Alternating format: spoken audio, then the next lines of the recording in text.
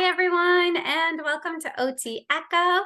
I am Dr. Kay Barlow, the founder and host for today's meeting. It's November 9th, 2023. And today, Dr. Sarah Psillas is here to talk about occupation-based assessments. Please mute yourself during her presentation, and you can put any questions you might have in the chat box. And then Sarah, after her presentation, will provide us with a case study. And then once the case study has been presented, we will break you into small groups to discuss it, and then we'll all come back together at the end. So let's go ahead and get started. Sarah, thank you so much for coming. You are a repeat presenter for our mentorship program. Thank you for having me. I had to push on mute. You'd think after 3+ years of this that I could figure out how to unmute myself, but thank you for having me. And I'm here to talk about something completely different this time. Last time I talked about wheelchairs and possible solutions for seating systems. And because I have more than one love in occupational therapy, I love assistive technology, I love pediatrics, and I love occupation-based practice. So I wear multiple hats. I will share my screen, and then I'll tell you just a little bit about myself and how this sort of came about. Let me go into present. Okay, so this came about really when I was working on my dissertation, when I was getting my PhD. And throughout my studies, I kept saying, well, you know, we keep being told as OTs we're supposed to be focused on occupation and occupation. And then I go to these facilities that I'm working at and I don't see occupation. I see, elderly or aging clients sitting in wheelchairs and lifting weights, looking miserable because they don't want to lift weights. And I get that they need to improve strength and endurance and standing balance and all of the above, but that's not really what their true occupations are. And so that sort of led me down to my dissertation, which was the development of the dynamic model of occupation-based practice. And as I was coming up with this model from the research, I did a grounded theory study. My chair kept saying to me, well, there's no assessment for this. Why? There's no assessment to say if we're actually doing this. And so it sort of led to the OBPA, which happened after my dissertation. So my colleague who cannot be here, Dr. Wendy Stav, and I co-authored the OBPA, which we'll talk about both. So feel free to ask questions as I'm going through. Would rather have a discussion than just speak at you. And so I'm excited that, the majority of this will be, us sort of chatting and breaking out into groups. But I like to start any of my presentations on this with the definition of occupation-based practice that I use, because I think it's helpful for everyone to be on the same page. So I have looked through many, many, many definitions of occupation-based practice, and the one that I feel is very accurate and resonates with me is Ann Fisher's definition, and it is the use of occupational engagement with individuals as the method for evaluations and interventions in order to reach occupational outcomes. One of my other favorite quotes is by Julie McLaughlin Gray, and it is from her Slagle lecture, and it is occupation as a means and an ends within therapy. So we use occupations for intervention as well as to assess client outcomes. So really, like I said, I completed a grounded theory study as part of my dissertation, and really it started with a conversation at a Irish pub in Chicago. I said, well, I'm going to measure occupation that's what I'm going to do for my dissertation. And my chair said, well, how are you going to do that? And I said, I don't know. I'm going to measure it. And she said, well, there's no assessment tool to do that. So I don't know how you're going to do that. And so that's sort of how all of this began. So when we think about, before we can go and use the actual assessment tool, which I have been talking to Kate about, creating a version available for you to use through Google Forms. in hopes to also help us to hopefully validate it in other countries. Right now, it's only validated in the United States, but we are working with some people in Thailand to work on validation there, and we would love to validate it in many countries. So that will be coming.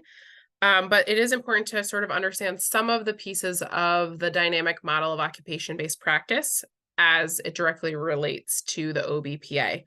So these are the four constructs or the four main things that make up occupation-based practice. So the first is authentic occupation. So people doing actual occupations that they would like to engage in.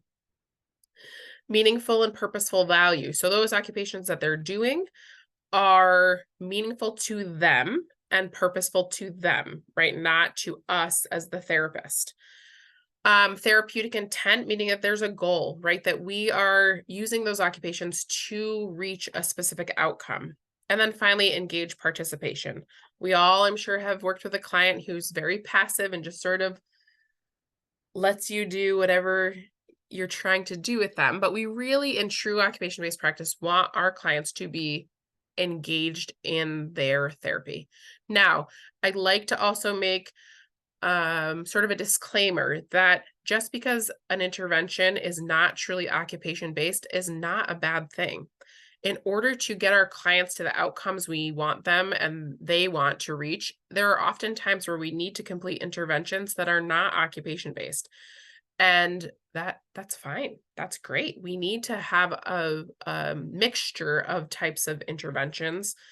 And that I'm not saying that other types of therapy are bad or poor. It's just that I think that occupation based is ideal, especially with what we do. So this is our continuum. So if you think of these four constructs, right, on the side of your slide here. So authentic occupation, meaningful and purposeful value, therapeutic intent, and engaged participation. If you think of these as meters, or if you could think of them as like a gas tank, right? So when we go and get gas, it fills all the way up, right?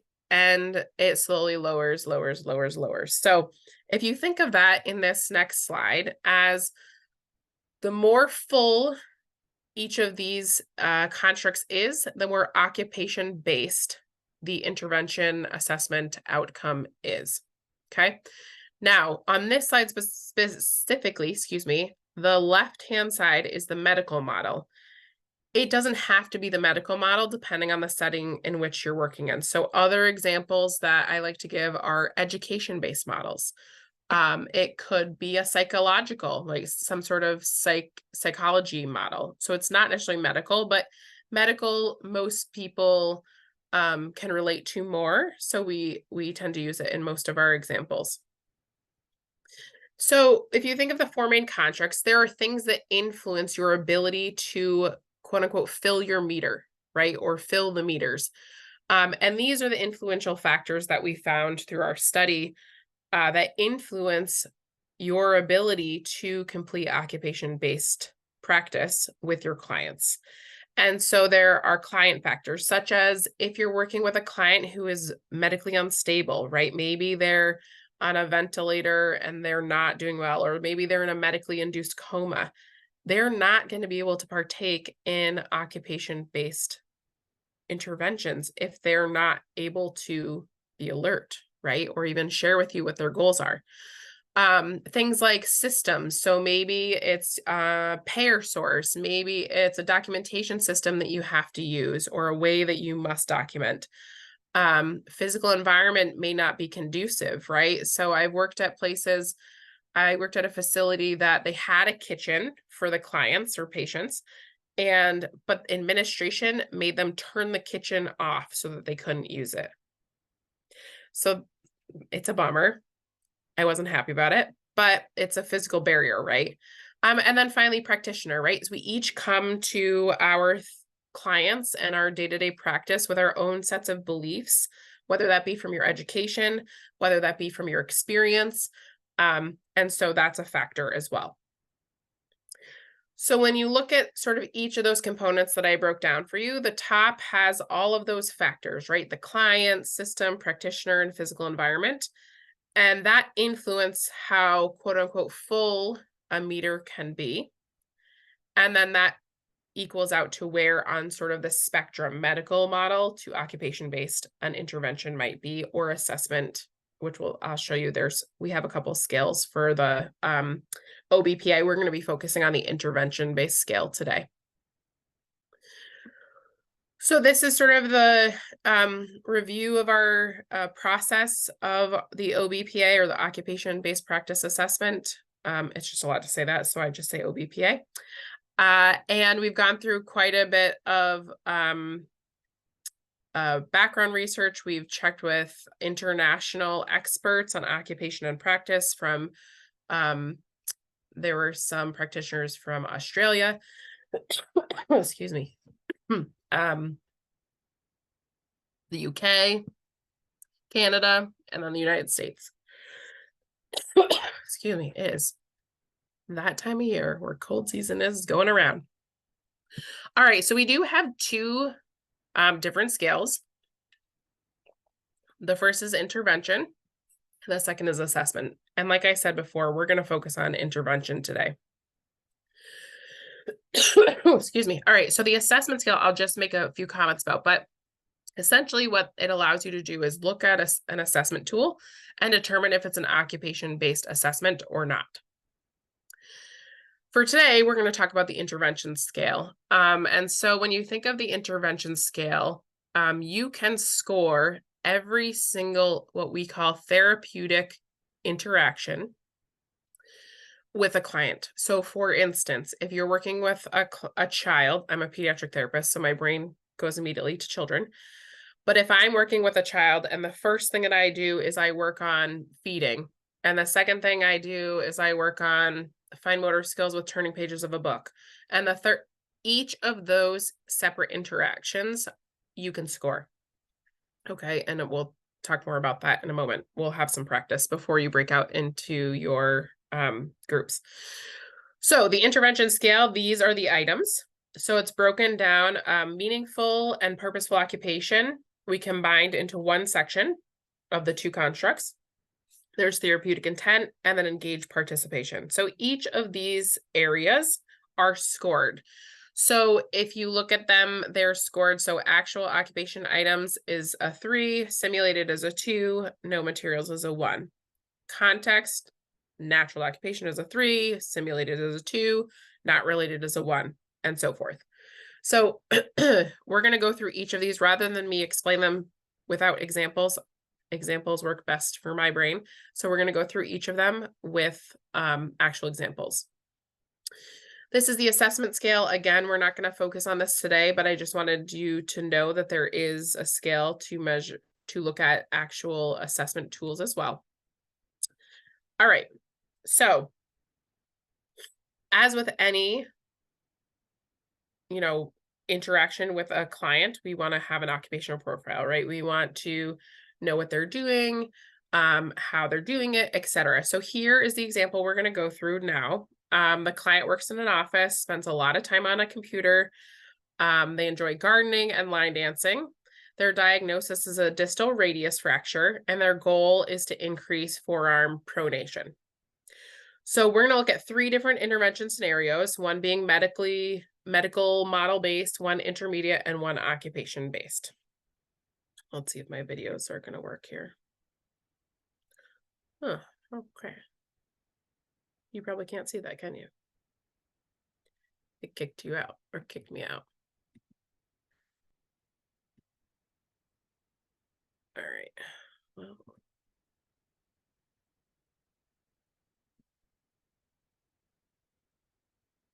can you see that?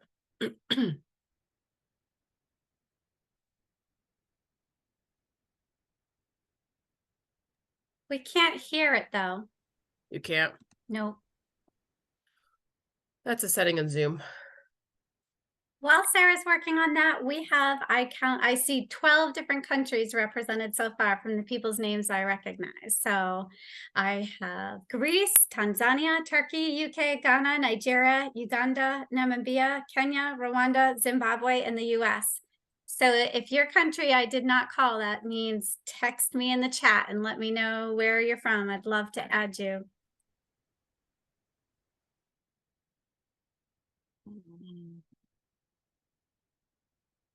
You just have to find, there's a setting in Zoom. It's right when you share your screen, there's a little button at the bottom that says share sound. You got it. All right, let's try this again. Back to typing on your computer at work.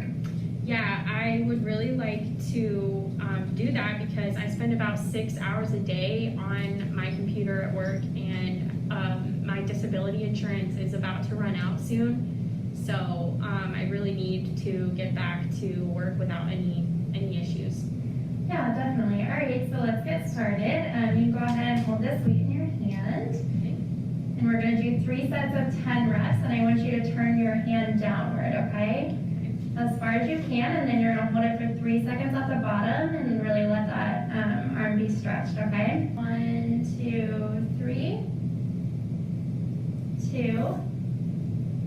1, 2, 3. 3. 1, 2, 3. 4. 1. Okay, so you get the point of what is happening, right? So they're using a weight to promote pronation. Okay. So if we are going to score this, if you're thinking about materials used, and go ahead, I'm going to pull the chat up so you can just type it in the chat. Which of these would you select if you were picking? Would you pick actual occupation items, simulated objects, or no materials or slash gesturing?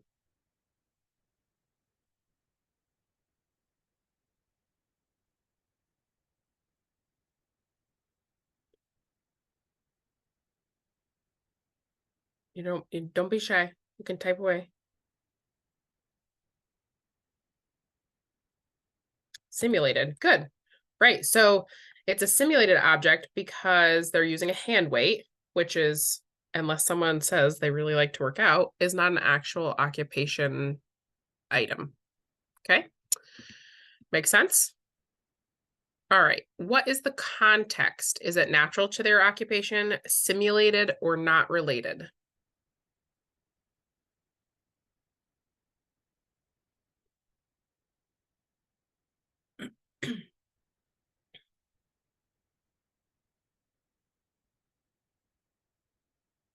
So go ahead and type. Yep. Okay, good.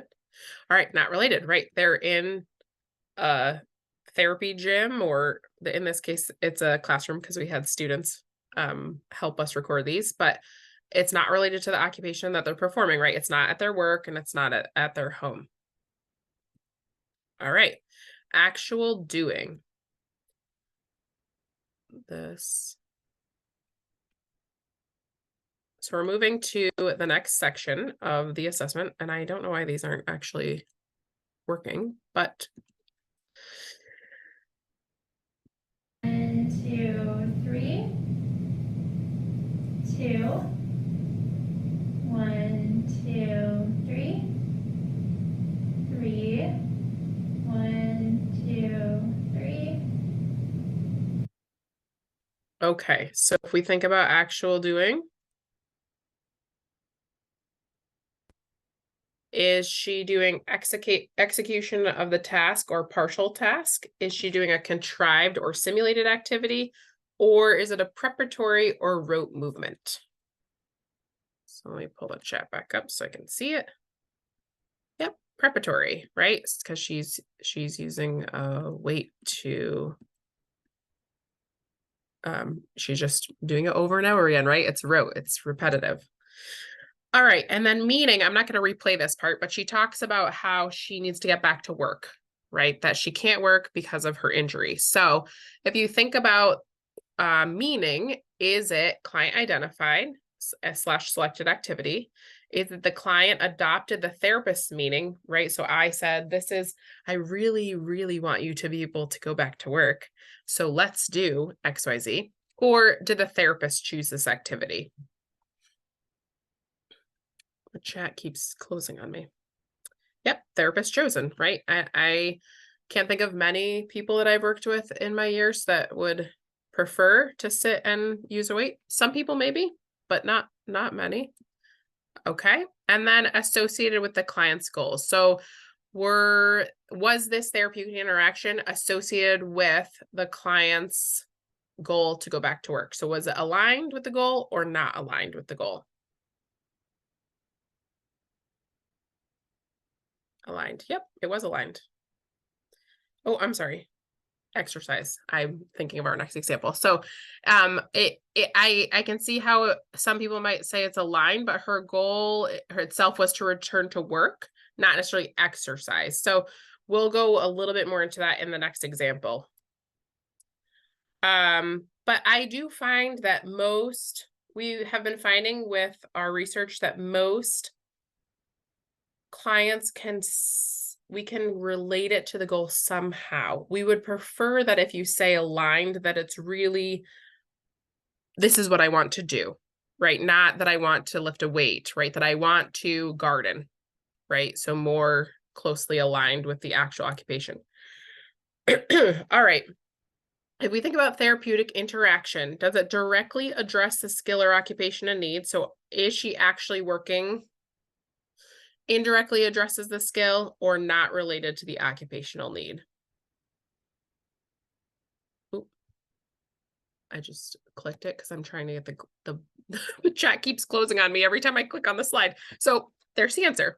It directly addresses the skill because the exercise is to specifically target the limited forearm pronation. And good, Emmanuel directly. Yep. All right, and were there any adaptations that occurred during this task? So did you see the therapist modifying the task or environment? Was there an environmental adaptation or partial task or no modification?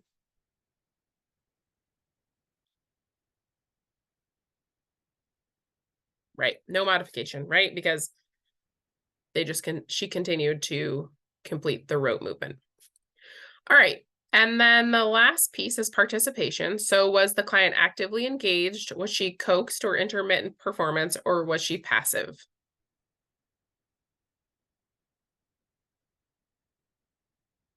Active.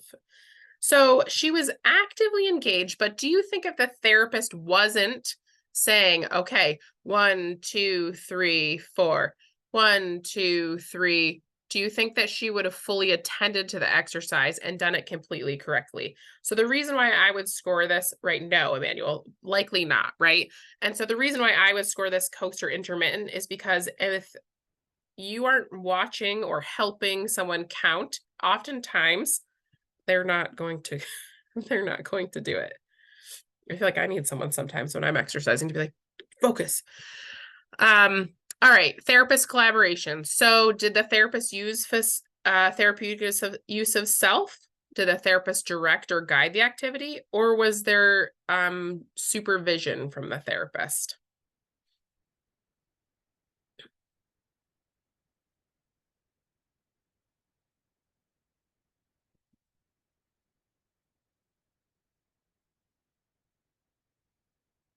Okay, so we scored this as supervision in the sense that there's no real interactive, she's not saying, okay, next time add a little more. I mean, she wouldn't use add more degrees of pronation. She wouldn't necessarily say that, but she's not saying, okay, keep moving your arm a little bit further. She's just sort of counting and documenting as the interaction is occurring.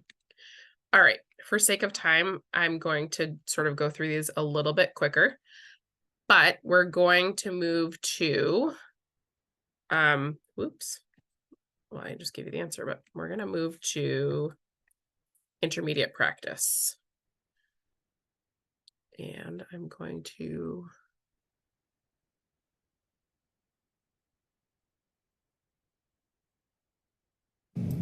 Hi, Courtney. Today we're going to be working on an activity to increase your range of motion and your ability to turn your arm downward so you can get back to work and typing on your computer.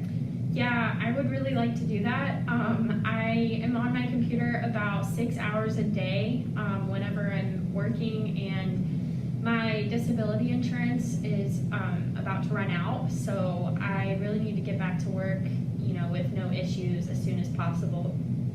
All right, yeah, so let's get started. I'm gonna have you take this cup and you're gonna scoop some beads up, and then you're gonna put them in this container. Okay. All right.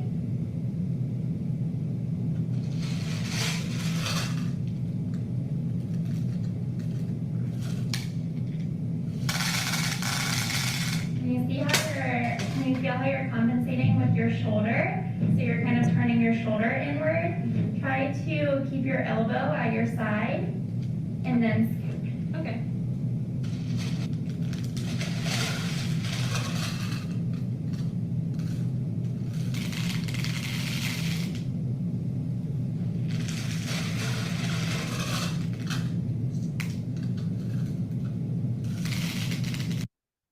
Okay, so that looked different, or hopefully you agree that that looked different.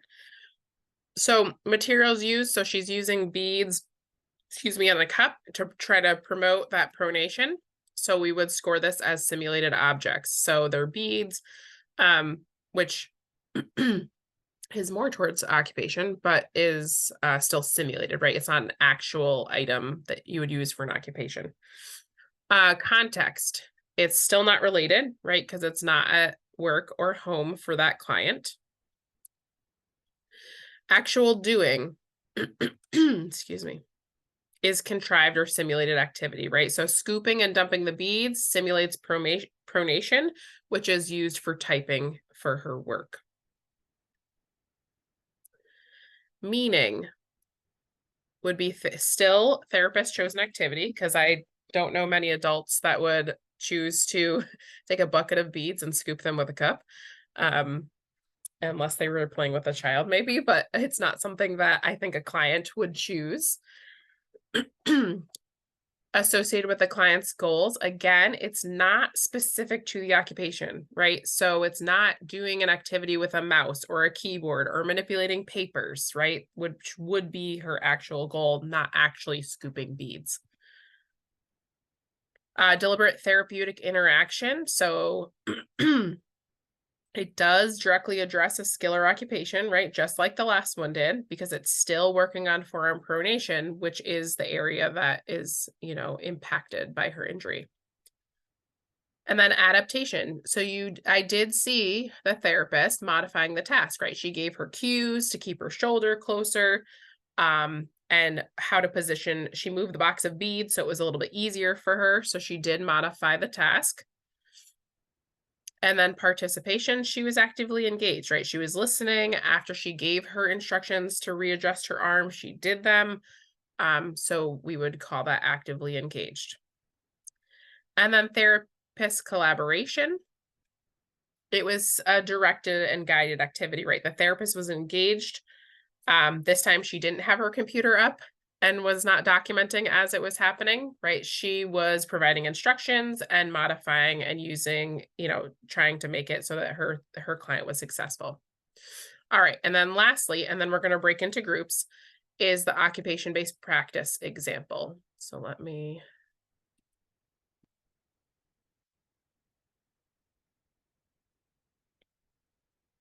Hi, Courtney. Today we're going to do an activity to increase your range of motion in your forearm so that you can get back to typing on your computer at work. Yeah, I really need to do that. I'm on my computer about 6 hours a day when I'm working, and my disability insurance is about to run out. So I really need to get back to being able to do anything I need to do for work, like typing and all of that, as soon as possible. Yeah, definitely. So I remembered how much you said you loved gardening, so I thought we could repot some plants today. Yeah, I love succulents. These are so cute. Perfect. So do you want to pick out a couple that you would like to pot? Sure. I like this one. All right, I can help you put it out if you need a little help. Okay, thank you. So here are our pots.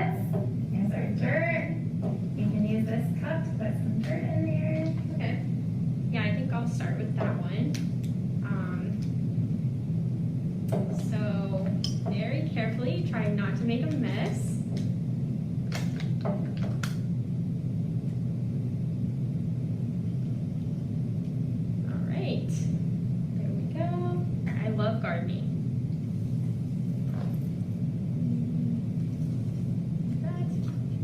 How does that look? Looks great to me. Okay, so that should have looked even more different than the last two, right? So were the materials used actual occupation? Yes, right. She was actually gardening. So she was using the real plants, real dirt, to garden. Context was still not related, right? They're still in a therapy gym, so it's not related to planting a pot. Now, if they were outside and actually using like a bed, like a gardening bed or dirt, even just outside, then it would be, natural. Actual doing. So she completed the actual task, right? She planted the succulent. Meaning she said multiple times that she loved gardening, right? And so it was a client identified or selected activity. Was it aligned with the goals, right? And yes, right? Her goal is really to go back to work, right? But just because something is not necessarily completely aligned doesn't make it not occupation based, right? So I'm going to show you how we plot these on that continuum that I showed you in a moment. So it's okay if some things are scored higher and lower. It's the average of all of these scores added together. All right, deliberate therapeutic interaction. Does it directly address the skill or occupation in need? Yes, it does, right? It still is targeting that forearm pronation, which is the area of need. Adaptation, so modifying the task. Ooh, whoa, I put that in the wrong spot. That's my error. It is modifying the task, right? Because she helped her get the plant out and help stabilize the pot. I also noticed that the client helped stabilize it herself too, right? She couldn't totally pronate her arm all the way, so she used her other hand in order to get it out and put it into the pot correctly. I'll give you an updated one that has it in the right spot. And the participation, she was actively engaged. In fact, I think she ran the session more than the therapist ran the session. And then therapeutic collaboration. Did she use therapeutic use of self? And was she facilitating? Yes, she was. But like I said, it was really client-centered, right? The client was really running the session. Okay, do we have questions before we go into our breakout rooms? So you're going to score this case study, which you have. So I'm going to stop for a second. Are there questions before you go into your breakout rooms?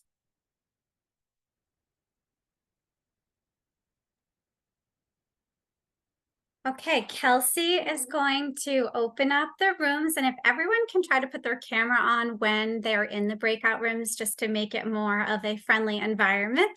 If putting on your camera then messes with your ability to interact with everyone, we completely understand. Not everyone has great connection, but if you can put your camera on for the breakout rooms, that would be great. And your facilitators have the questions and everything to go over with you. So we'll see you in a minute.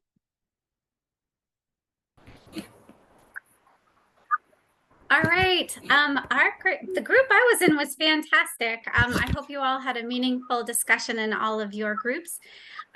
Kelsey, would you mind calling on the facilitator for me? Yes, of course. Let me just get out of full screen so I can see things. Okay. So Sarah, you let me know when you're ready. I'm ready. Okay. I don't know why it's...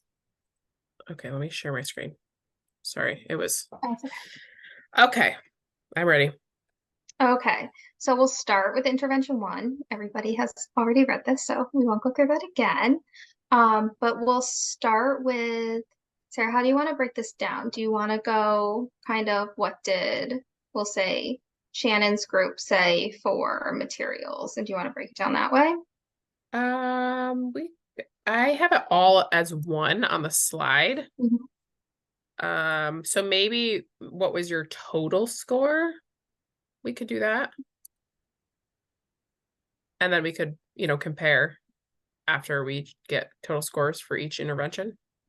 Did people total when I looked up the thing, Sarah, it didn't have numbers on it Oh, okay. in the No, okay. So let's just do this. We will. All right, so you could ask a group and see if they were, so I guess. Okay. Let's start Shannon's group. Can you tell me a little bit about, let's do materials used, context, and actual doing. Yes, so for materials used, my group said actual occupation items. For context, somebody said not related. And for actual doing, they said execution of task or partial tasks.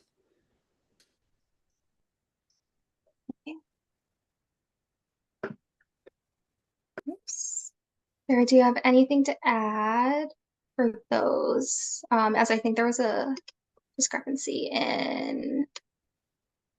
Yeah, so did anyone Yeah. score it for context as simulated? Did any other group? No. Okay, so we let's do it after actually. Let's go through the whole thing. Otherwise, I don't think we're gonna have time if we go through each one, and we'll come back. Okay, then let's go to Aika's group. Can you guys go over meaning and associated with client stated goals?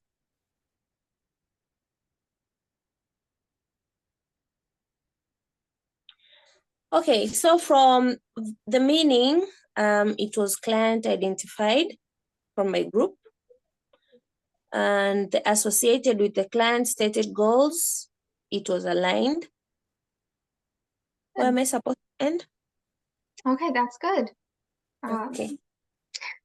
Meryl, let's go down, whoops, to deliberate therapeutic and then also adaptation. Yeah, our group was first directly assesses skills and occupations. They said, and for the adaptation, is modifying the task and environment to meet. They were very nice. Our group was wonderful. And then Antonis, the last two. Well, we marked correctly. Participation was actively engaged, and therapist collaboration was therapeutic use of self-facilitating engagement. Nicely done. So the one that was oh my gosh, sorry. The one that was different was the context. And so I think we the difference is that because she was in the NICU, because that child is likely staying in the NICU for an extended period of time, it would be simulated in that while it's not natural, right? It's not their home. The NICU does try to make it as, I mean, obviously it's medical, but as close to, you know, they have a rocking chair and a glider for the mom and her parent and things like that. Now, that being said, if you score that as a 1 versus a 2, if you look at this continuum right here, it would be a 24 out of 25 instead of 25 out of 26. It would still be an occupation-based intervention, right? Does that make sense? So part of what we're doing is, and hopefully I'm hoping to have you guys all help with this if you do so choose, is, you know, validating this and making sure that people score it as closely as possible, right? Getting inter-rater reliability. So even if you scored that as a 1 instead of a 2, you would still get that it was an occupation-based intervention. Okay. All right. So for intervention 2, if anyone does have any questions, I'll say put it in the chat just so that we can kind of keep on time. David, I'm going to have you go through the first whole bunch, the materials used, context, actual doing, meaning, and associated with client goals or occupation for intervention 2.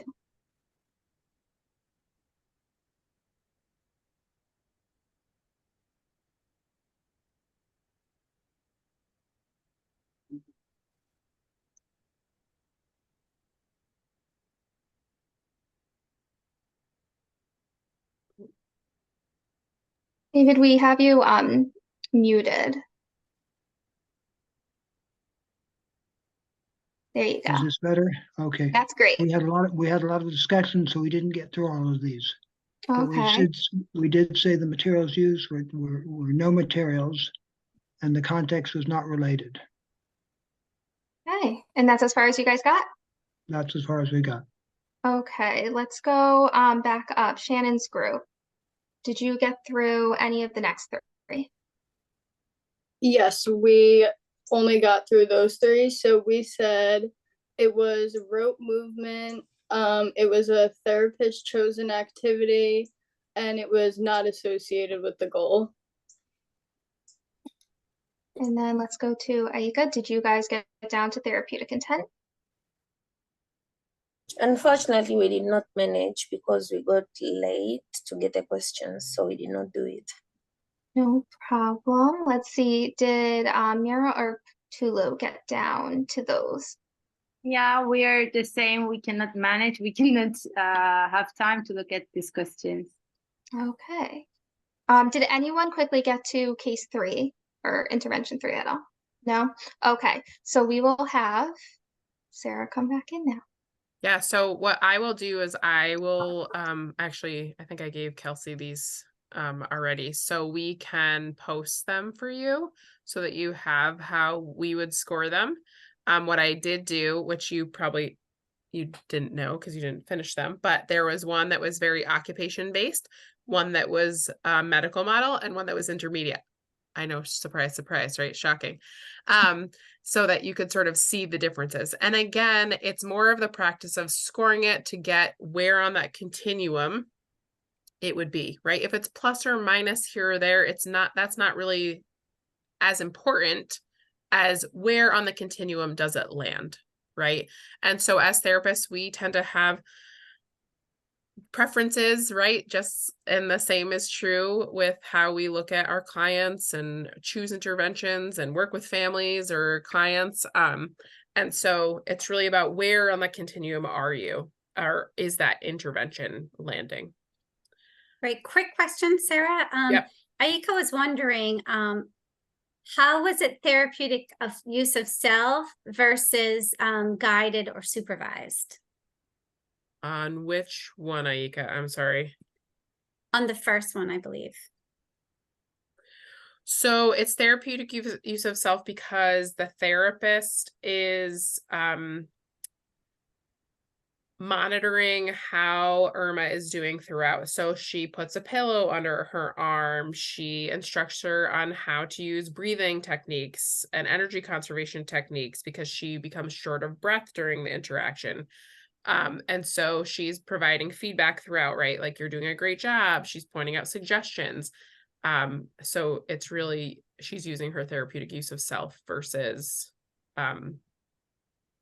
a guided, right? It's more than just guiding because she's noticing in the moment something's happening and she's helping her through that therapeutically. Great, thank you. I don't see any other questions in the chat. Does anyone else have any quick questions? My quick question is just a doubt about the therapeutic use of self. I don't know, maybe I'm losing the meaning.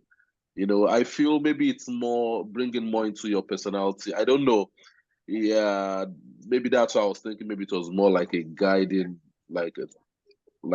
using more of a guide rather than maybe therapeutic use of an activity rather than the self. It's just me thinking, but I don't know, your explanation has given another meaning to it. So maybe I'll go with that. Sure. And I'm happy to chat with people externally, like if you want to email me and I did put that at the end of the presentation, my email address. I'm happy to meet with anybody individually. I'm also open to anybody who's interested in sort of assisting with our research and validating it in your country. If it's something that you feel like you or some colleagues would be interested in doing, please reach out to myself. Wendy and I would be happy to work with you.